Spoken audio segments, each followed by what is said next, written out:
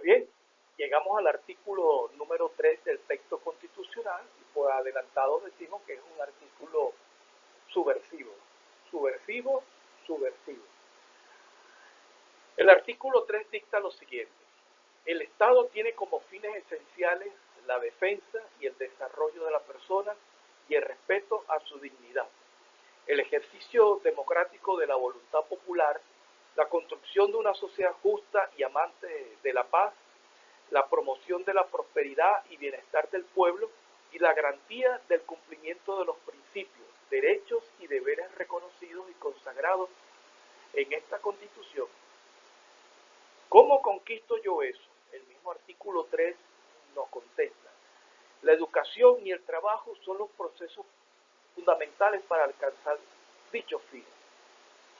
Bueno, ya decíamos la característica del Estado, ya ustedes tendrían que retroceder un tanto de las láminas para actualizarse. Pero decimos que el Estado tiene como fines esenciales, y quiero destacar el término esencial.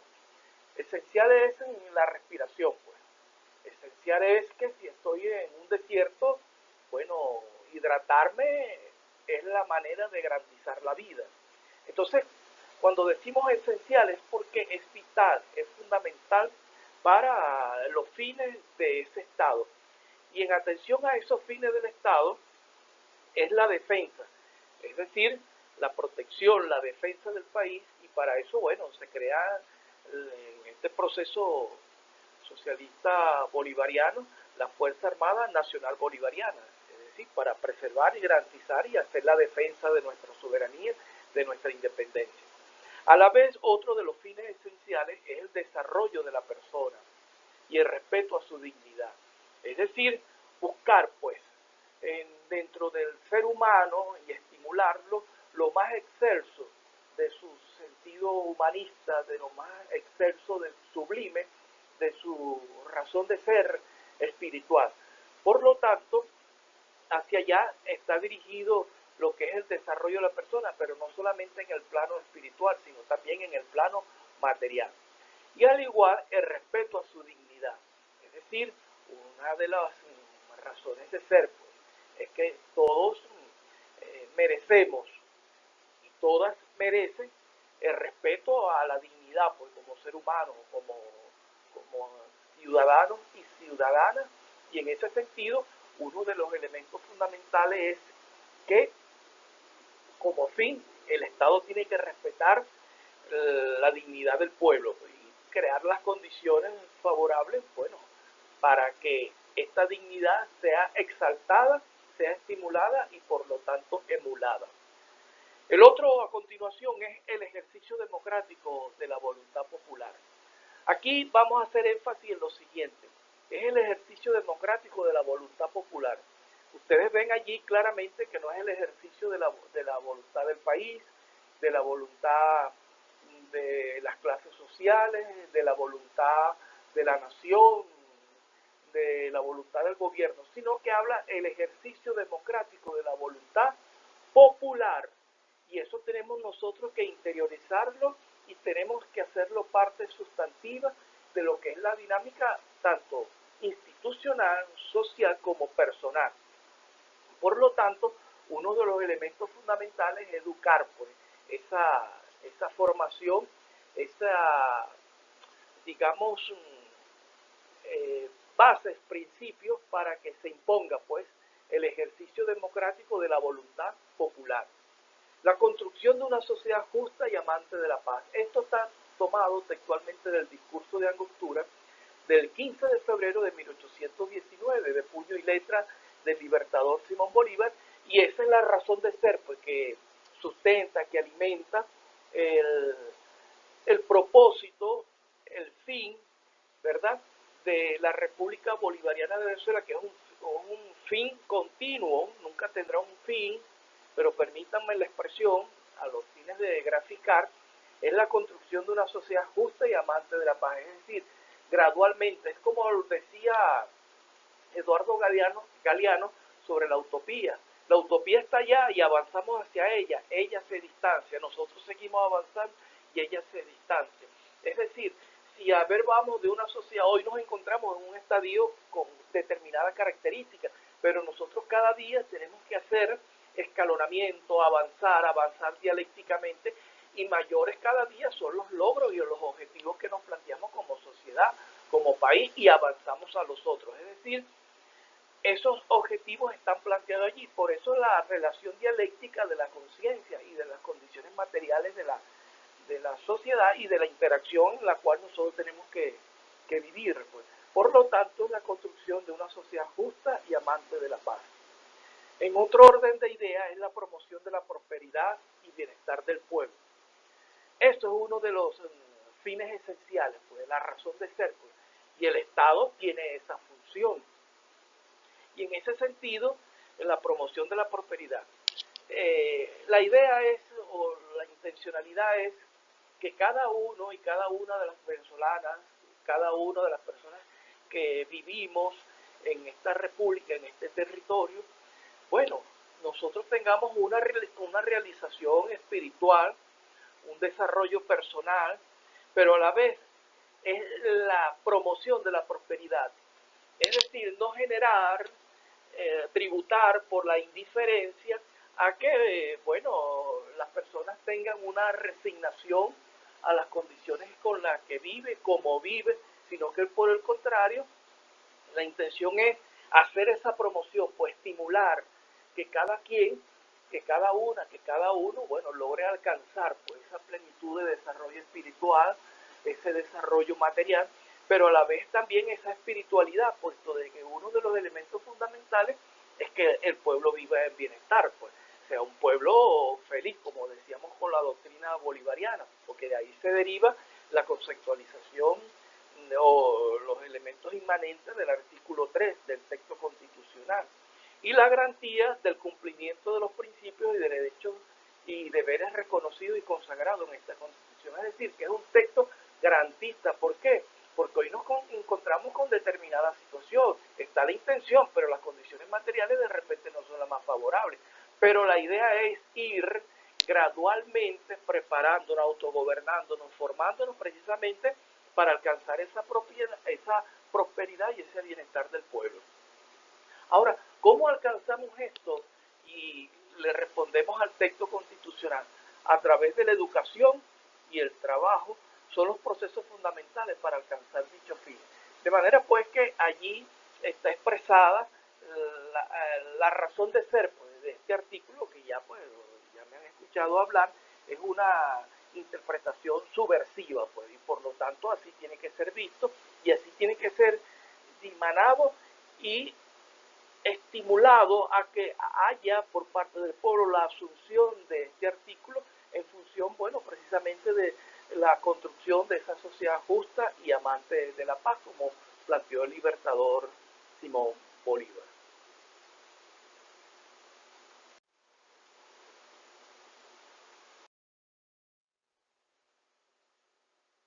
Bien, tenemos el artículo número 5 del texto constitucional, que también tiene una esencia subversiva, como la mayoría de nuestros artículos constitucionales. A la letra dice: la soberanía reside intransferiblemente en el pueblo, quien la ejerce directamente en la forma prevista en esta Constitución y en la ley, e indirectamente mediante el sufragio, por los órganos que ejercen el poder público. Los órganos del Estado emanan de la soberanía popular y a ella están sometidos. Bien, desgranemos un poco esta.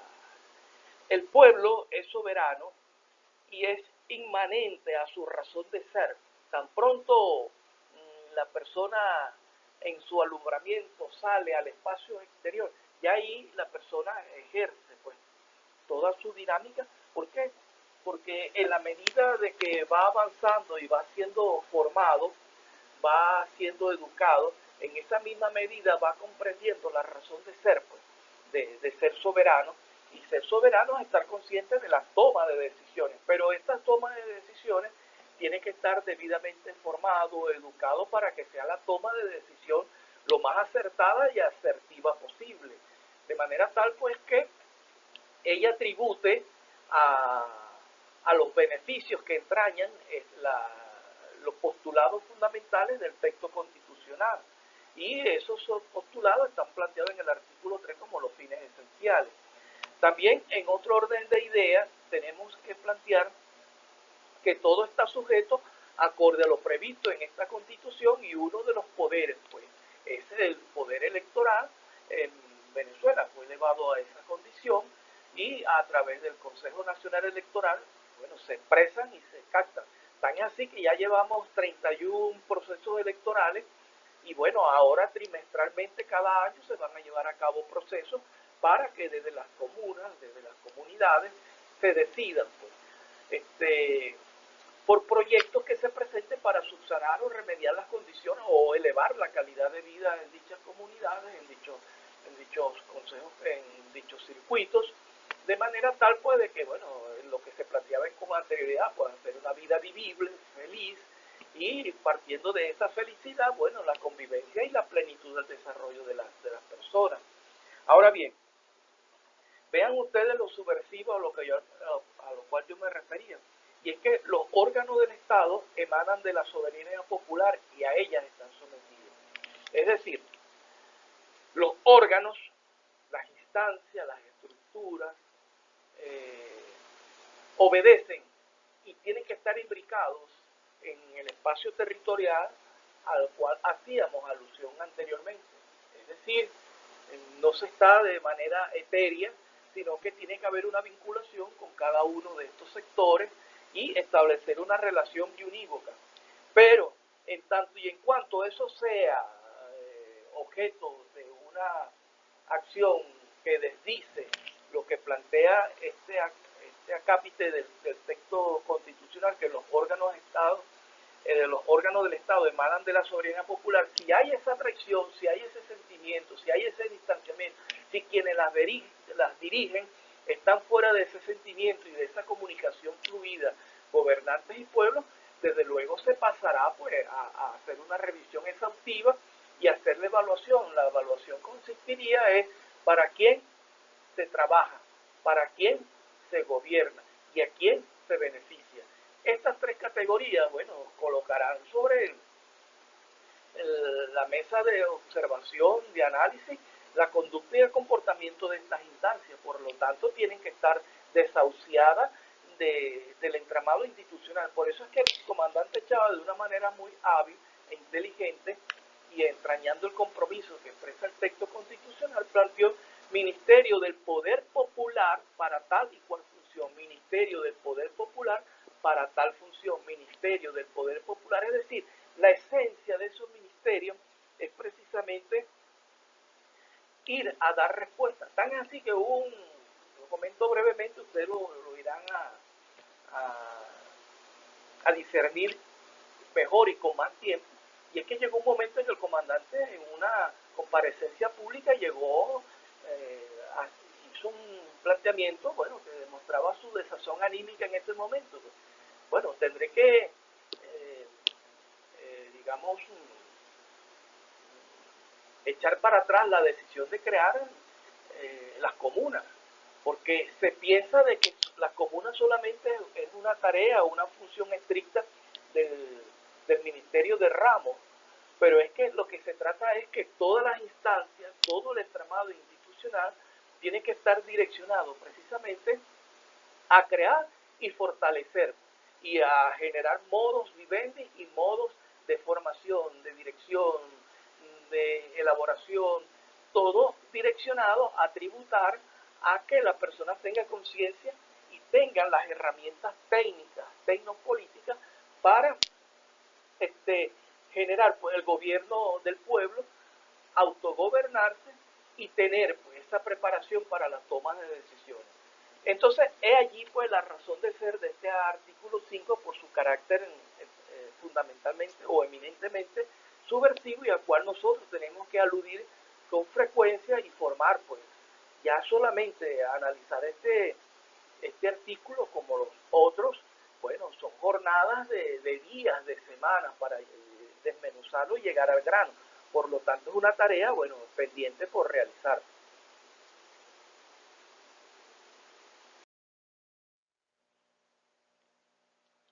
Tenemos a continuación el artículo número 7 del texto constitucional. Y la Constitución es la norma suprema y el fundamento del ordenamiento jurídico. Todas las personas y los órganos que ejercen el poder público están sujetos a esta Constitución. Desgranemos un poco esto y lo voy a graficar en términos sencillos porque ha llegado un momento en que esa sapiencia popular ha logrado llevar pues esta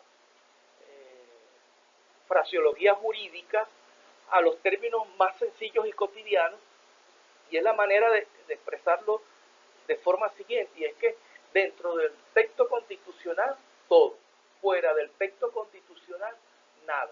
Es decir, si es la norma suprema y es la que genera el fundamento del ordenamiento jurídico, bueno, es precisamente la Carta Magna, es la bitácora, es el plan de vuelo, y por lo tanto todas las personas y los órganos están ceñidos a eso. Y acá hago alusión a lo siguiente: el candidato presidencial de la ultraderecha, bueno, no compareció ante el organismo que lo requería. Bueno, y a eso no puede pasar inadvertido.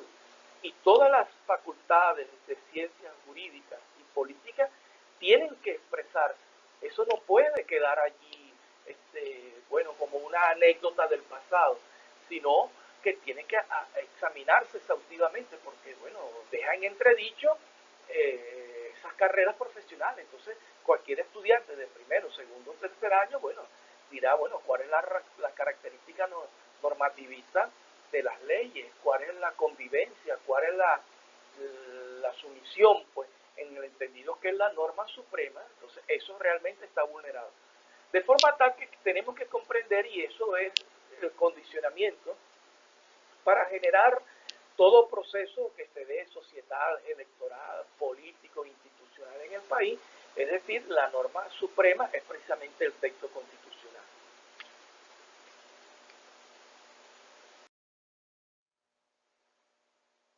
Avanzando en el contenido del texto constitucional, nos vamos a topar con el capítulo número 4, referido a los derechos políticos y el referendo popular, sección primera de los derechos políticos. Artículo 62, y presten ustedes la debida atención para que logren primero desentrañarlo, apropiarse, hacerlo suyo, hacerlo de la dinámica societales consuetudinarias que se dan en cualquier espacio, en cualquier ambiente. Y a la luz de esto, eso refrenda, y si hablamos de que la norma suprema, ¿cuánto valor adquiere el artículo número 62? Que a la letra dice: todos los ciudadanos y ciudadanas tienen el derecho de participar libremente en los asuntos públicos, ¿verdad? Directamente o por medio de sus representantes elegidos o elegidas. La participación del pueblo en la formación, ejecución y control de la gestión pública es el medio necesario para lograr el protagonismo que garantice su completo desarrollo, tanto individual como colectivo. Es obligación del Estado y deber de la sociedad facilitar la generación de las condiciones más favorables para su práctica. Tenemos que decir lo siguiente: cuando hablamos de todos los ciudadanos y ciudadanas, por ejemplo, porque es inclusivo, es decir, nuestro texto constitucional es inclusivo para quienes aquí habitamos en este territorio nacional. Y es un derecho, ¿verdad?, que otorga, y además, cuando hablamos en el artículo de la gestión pública expuesta en la exposición de motivos, valga la expresión, que es una comunicación fluida, la idea es que el pueblo tenga, bueno, el derecho de participar libremente en los asuntos públicos. Y cuando hablamos libremente, hablamos también del hecho de la conciencia, es decir, conscientemente organizados. Cuando entendemos por libremente, es la organización consciente del pueblo, es decir, no es una caimanera, sino que es una organización societal, una organización del pueblo. Por lo tanto, es la participación libremente en los asuntos públicos, directamente o por medio de los representantes elegidos o elegidas, es decir, a través de una representatividad donde el pueblo y quien lo representa tienen una dinámica fluida donde se están constantemente retroalimentando y quien lo representa es vocero precisamente o es vocera de ese sentimiento colectivo de ese pueblo, bueno, que tomó la decisión de elegirle o darle esa responsabilidad como vocero.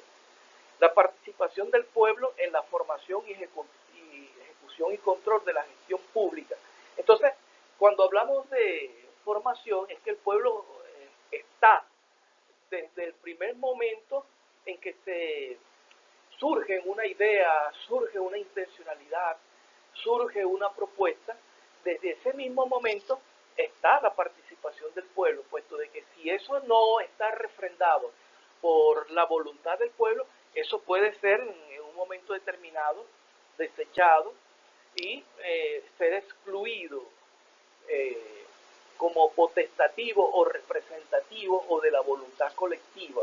Entonces, una cosa es, y por eso es que se habla de la Contraloría Social, y yo quiero acá este paréntesis porque cuando hablamos de Contraloría Social muchas veces hablamos, o mentalmente, puesto de que lo he captado así en muchas personas, es sobre el hecho consumado. Y si el hecho está consumado ya no hay nada que hacer, porque si se contratan a elaborar 500 sillas, mesas, pupitres, y ellas tienen un percance técnico que no reúne las condiciones requeridas para generar procesos de formación y enseñanza, ya están hechas. Pero si el pueblo, junto con las autoridades educativas, los mismos estudiantes, participan, se logra captar el criterio de las personas que le van a dar utilidad a eso, ya por supuesto hay esa participación del pueblo en la formación, en la ejecución, es decir, en la elaboración de esas mesasillas, habría allí, ¿verdad? Además de la observación, habría el control de la gestión pública. Es como echar un piso y tener la incertidumbre hacia dónde va la gota de agua, porque si la gota de agua va en aquella dirección y no es la indicada, indudablemente eso se va a inundar, pues. Entonces, de lo que se trata es que cada vez que se conciba la planificación de un proyecto, tiene que participar la población, tiene que participar el pueblo. Y esto tributará precisamente en qué es el medio necesario para alcanzar, para lograr el protagonismo. ¿Por qué? Porque la medida que el pueblo se autorreconozca, en la misma medida el pueblo tenga conciencia de su potencial, en la misma medida que se articulen todos quienes están allí, tengo este conocimiento, usted tiene aquel tiene el otro, de esa misma medida amalgamamos y en esa conjunción de voluntades, de conocimientos sobre determinado tópico, ámbito o proceso, en esa misma medida el pueblo va logrando y alcanza su desarrollo, cada persona, su desarrollo individual y colectivo, porque en esa misma dinámica nos estamos midiendo dónde tenemos falencias, dónde tenemos imprecisiones, dónde tenemos, digamos, carencias, dónde tenemos mejores condiciones, dónde la probabilidad es mayor. Entonces, en esa misma medida, en los procesos productivos, es donde se genera lo que decíamos temprano, la gestión, ¿verdad? Porque es una cualidad humana, es una cualidad donde se dan dinámicas y partiendo de esa misma dinámica, todas están en función de la prosperidad y el desarrollo. Ahora bien, es obligación del Estado y deber de la sociedad, es decir, se conjuntan el Estado y la sociedad, ¿verdad? No es una responsabilidad unívoca, no, es una relación dialéctica, biunívoca entre el Estado y la sociedad para generar las condiciones más favorables para su práctica, es decir, para generar esa participación protagónica y en función de esa participación protagónica lograr el desarrollo completo, ¿verdad?, de las personas, tanto en lo individual como en lo colectivo. ¿Por qué? Porque la palabra,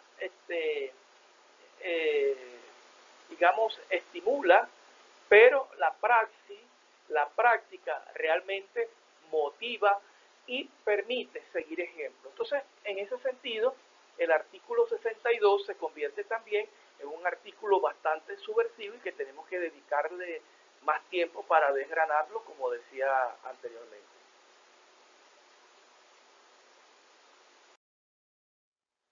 Avanzamos y nos conseguimos con el título número 6, referido al sistema socioeconómico. También, por adelantado, digo que en el capítulo 1 del régimen socioeconómico y de la función del Estado en la economía, todo lo que nosotros hagamos, ¿verdad?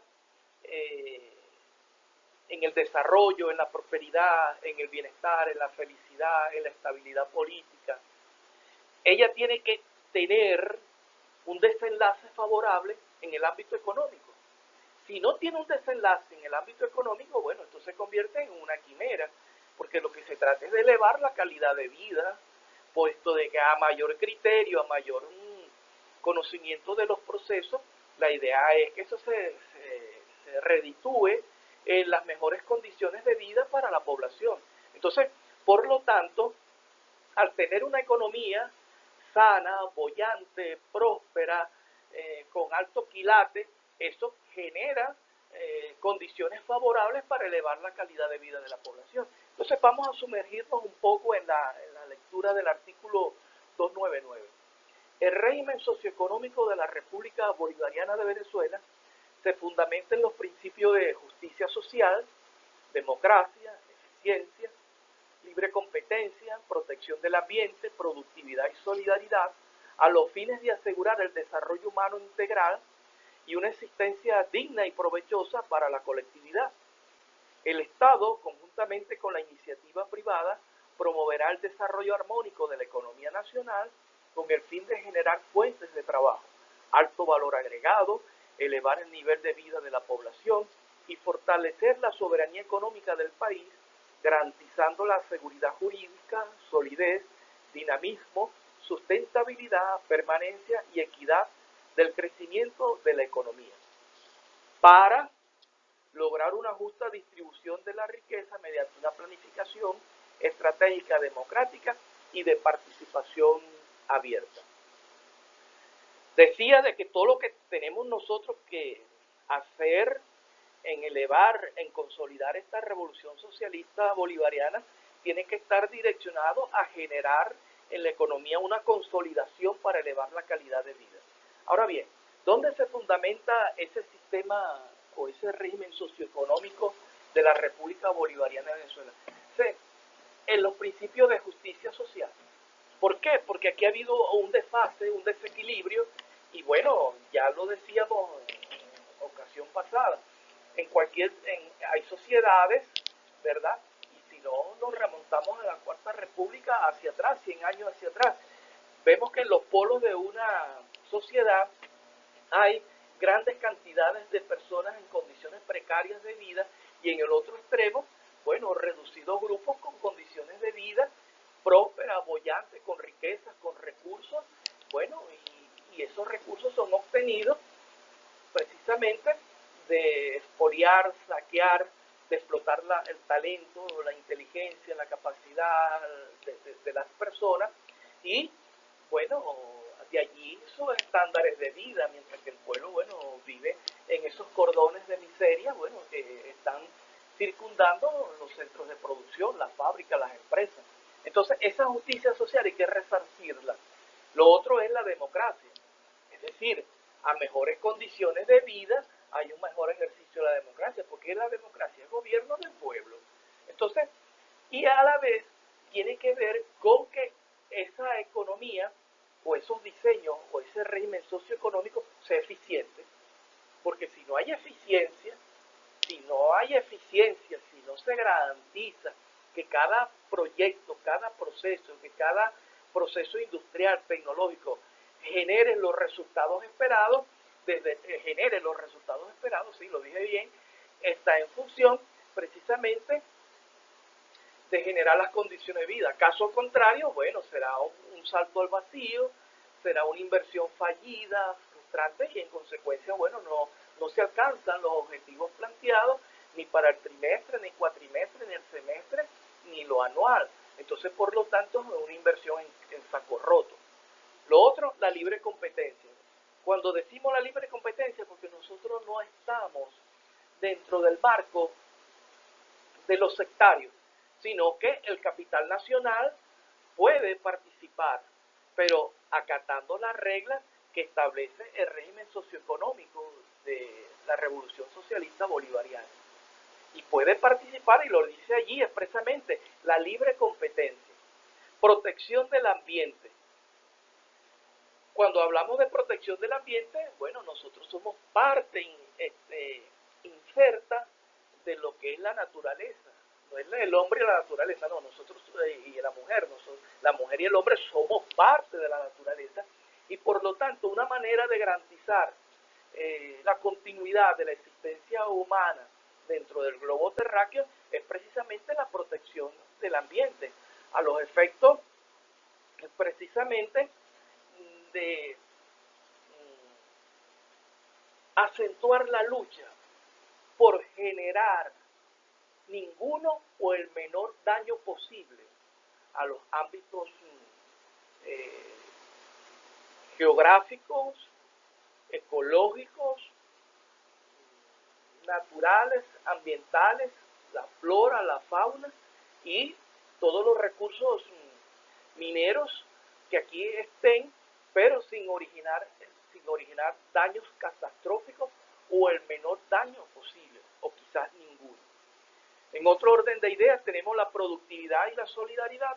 Y cuando hablamos de productividad, bueno, no se pueden hacer inversiones fallidas, pues se supone que cuando se hace una inversión es para obtener una productividad y por supuesto de esa productividad generar los beneficios que vayan a satisfacer los requerimientos, bueno, de toda persona que amerite, pues, ser reconocido, ser resarcido acorde a lo que aporta a la sociedad. Entonces, también, ahora, ¿para qué se hace todo esto? Esto se hace a los fines de asegurar el desarrollo humano integral y una existencia digna. Es decir, acá los esfuerzos que se han hecho, mire, nosotros con las medidas unilaterales o los bloqueos, mejor dicho, los bloqueos que se han generado por parte del imperio, bueno, después de tener ingresos anuales de 60.000 millones por nuestra rendición económica, por nuestro rendimiento económico, bueno, y teníamos y generábamos toda una dinámica. Pero con esas sanciones, con ese bloqueo, bueno, el ingreso nacional se redujo a menos de 900 millones anuales. Y bueno, a duras penas se marchó, se confió en el pueblo, hubo sacrificios, se habló y una de las cosas fundamentales, la comunicación, la sinceridad. No solamente esos liderazgos que hablan cuando el barril está a $120 el precio de cada barril, no, sino estar permanente en esa comunicación fluida como lo plantea la gestión pública pues bolivariana, de manera que haya esa sinceridad, esa transparencia, ese compromiso y todo en función precisamente de asegurar pues ese desarrollo humano integral, pues espiritual, la estética, la técnica, el dominio de lo espiritual, de ver en cada actuación la realización, digamos, espiritual pues de cada quien, pues sea un desarrollo integral, pues no solamente soy mano de obra, sino también soy un técnico, soy un profesional, soy un artista, soy un escritor, soy un innovador, es decir, tener ese reconocimiento. Y por supuesto eso se deriva en una existencia digna. ¿Por qué? ¿Por qué es una existencia digna? Porque bueno, en el autorreconocimiento, en el saber el potencial de cada quien, bueno, nos sentimos no solamente reconocidos, sino que también aportamos, y esa es una de las satisfacciones que tiene todo ser humano, aportar pues en los espacios espacio donde esté, con su talento, con su creatividad, con su innovación, y que eso sea de beneficio colectivo. El Estado, conjuntamente con la iniciativa privada, y esto refrenda lo que decíamos arriba de la libre competencia, nosotros estamos excluyendo al capital nacional en ningún momento, porque este texto constitucional es de unión de inclusive de las clases, porque el objetivo fundamental es la patria, la república, y entonces el Estado, conjuntamente con la iniciativa privada, promoverá el desarrollo armónico de la economía nacional. Cuando hablamos del desarrollo armónico, es porque primero, desde el punto de vista de la geolocalización, no haya esos desequilibrios. Lo otro es que en el despegue para la formación, todos tengamos igualdad de condiciones, igualdad de oportunidades. Y a la vez, cuando hablamos del desarrollo armónico, es precisamente no crear una tecnología que se despegue y bueno, genere un distanciamiento de otros sectores, pues. Y uno de los elementos que me llama la atención es cómo se desarrolla la tecnología, pues, en el sector bancario, pues. Prácticamente ya, bueno, todo está, digamos, intermediado por la inteligencia tecnológica. Y bueno, todo eso hay que estudiarlo, pues, y ver hasta dónde es pertinente las condiciones reales de nuestro país. También la concepción de este régimen socioeconómico tiene que estar direccionado para crear fuentes de trabajo. Y por eso digo de que la intención es, existe una tecnología que puede reemplazar X cantidad de personas. Bueno, vamos con prudencia a considerarla, a tratarla, pero uno de los elementos fundamentales es crear fuentes de trabajo. Y bueno, una de las fuentes de trabajo catalogadas es la construcción, pues. Es la construcción, pero en todos los ámbitos la idea es, bueno, que todas estas fuentes de trabajo, todo este desarrollo de la economía nacional consolide y abra apertura a fuentes de trabajo. También crear un alto valor agregado nacional. Quiero detenerme aquí para hacer una acotación, luego sí será importante que ustedes la logren profundizar, y tiene que ver con la patentografía. Muchas veces nuestros egresados universitarios, nuestros científicos, nuestros innovadores, sea cual sea el ámbito donde nosotros nos desenvolvemos, tenemos que ser cautos con ciertas, porque bueno, hay potencias, hay servicios de inteligencia, hay personas que copian tecnologías, y nosotros tenemos que entender qué significa la innovación, la creatividad, la inventiva. Y es que muchas veces nosotros establecemos relaciones con otras empresas, con otras instituciones, y hay intercambio de conocimientos, y en eso no hay ninguna objeción. Pero tenemos que entender qué es lo estratégico como conocimiento. O sea, intercambiamos conocimientos estratégicos. Bueno, tú me das y yo te doy. Pero muchas veces en aras de solamente de la vanidad, de la publicación, y también que en Venezuela todavía pues tenemos serias limitaciones y muchas tesis de grado, muchos trabajos de ascenso reposan en las universidades sin mayor impacto pues en la sociedad, y eso se queda allí. Pues yo considero, y en esto ya se anotan inclusive personas de distintos ministerios, el alto gobierno y personalidades en distintos ámbitos, ¿verdad? Llevar a cabo una exhaustiva, digamos, estudio de nuestra potencialidad cognitiva, de conocimiento, de lo que generan las universidades, porque bueno, hay la copia, y hay el tráfico de conocimiento, el robo de cerebro, en fin, todo un conjunto de situaciones. Caso crítico también de Irak, pues todos los científicos bueno, atentan contra su vida, pues. Entonces, de lo que se trata es tener conciencia de lo que es el alto valor agregado nacional. Avanzamos. Elevar el nivel de vida de la población, ya lo hemos dicho reiteradas veces, fortalecer la economía del país, por supuesto, garantizando una seguridad jurídica, por supuesto, sustentar tratado de que cuando se hagan los contratos, esos contratos no se diriman en tribunales internacionales, sino que para acá nosotros tenemos nuestros tribunales, tenemos nuestras leyes, tenemos nuestras instituciones con niveles competenciales y a un nivel interesante en cuanto al conocimiento jurídico se refiere, de manera pues que eso puede ser la garantía para cualquier inversionista, no que el inversionista venga con sus reglas, sino que las reglas las concordamos con base al criterio nacional.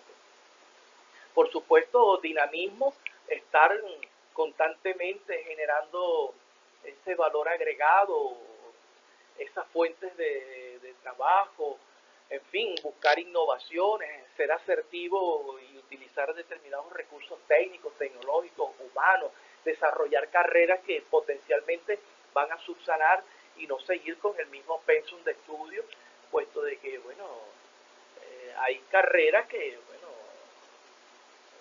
de repente hay que examinar por qué solamente las personas se inclinan a ella, el grueso de la población. Hay que buscar otras opciones de formación pues, para la sociedad. Buscar también la sustentabilidad, la permanencia y equidad en el crecimiento de la economía. Ahora, ¿cómo conseguimos todo lo anterior? El mismo texto constitucional nos responde. ¿Para qué hacemos todo esto? Entonces, dice así, nos responde en esa oración subordinada, para lograr una justa distribución de la riqueza. Es decir, si todos estamos, ¿verdad?, sobre esta porción de tierra bendita, esta tierra bendecida, todos tenemos que tener las mismas oportunidades y tener las mismas condiciones. Y por lo tanto, disfrutar pues, de las bondades que nos da esa generación de riqueza en el país, y por eso tiene que haber esa distribución justa. Y también una planificación estratégica democrática y de consulta abierta, es decir, consultar, ya lo hemos dicho, con base al artículo número 62, la participación protagónica del pueblo y con lo que se planteaba en la gestión pública bolivariana definida en la exposición de motivos. De manera pues que esta orientación de que todo lo que hagamos tiene que tributar a crear mejores condiciones de vida, eso es elevar pues, la calidad de vida, elevar la equidad, la justa distribución de la riqueza, una existencia digna y un desarrollo integral. Pues ahí tenemos que anotarnos con acierto, con efectividad, y es la suma del trabajo individual y colectivo.